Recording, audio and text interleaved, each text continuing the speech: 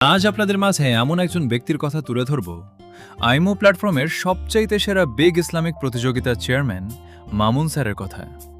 আসুন আমরা বিস্তারিত জেনে নিই। শান্তিনিকেতন একতা পরিবারের চেয়ারম্যান মামুন খানের জীবনের গল্প যেন শিকড় থেকে শিখরে উঠে আসার এক অনুপ্রেরণার গল্প।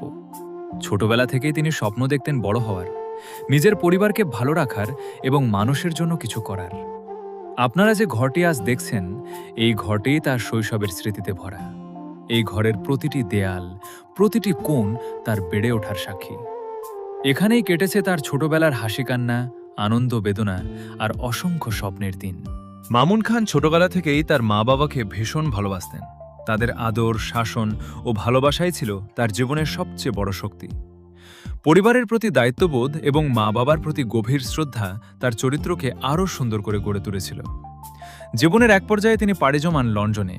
নতুন দেশ, নতুন পরিবেশ এবং নতুন বাস্তবতার সঙ্গে মানিয়ে নিতে তাকে অনেক পরিশ্রম করতে হয়েছে।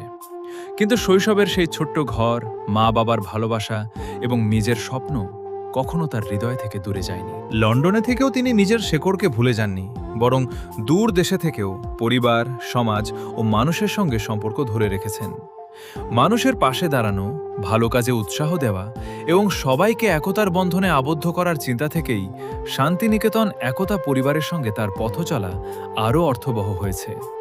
আজ তিনি একজন চেয়ারম্যান হিসেবে পরিচিত হলেও তার গল্পের সবচেয়ে বড় পরিচয়, তিনি সেই মানুষ যিনি নিজের শিকড়কে ভালোবাসেন। যে ছোট্ট ঘর থেকে তার যাত্রা শুরু হয়েছিল, সেই ঘর আজও তার জীবনের সবচেয়ে আবেগময় স্মৃতিগুলোর একটি। তার জীবন আমাদের শেখায়, মানুষ যত দূরেই যাক, নিজের শিকড় ও ভালোবাসার মানুষগুলোকে কখনো ভুলে যাওয়া উচিত নয়।